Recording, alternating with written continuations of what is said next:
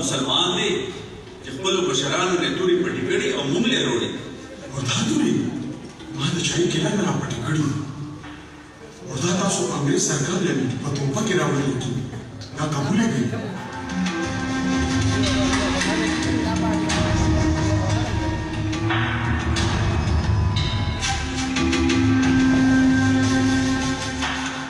دا خو ډېرې تاریخي تورې دي.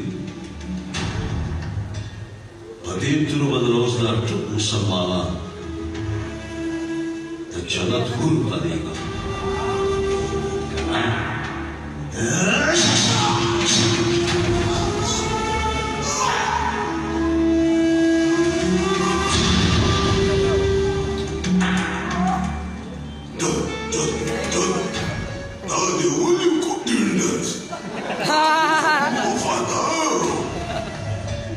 وفادار نه، دا د خپل بل غدار غدار چې دی د خپل بل وفادار نه شو، نو زما وفاداري به څوک کړي؟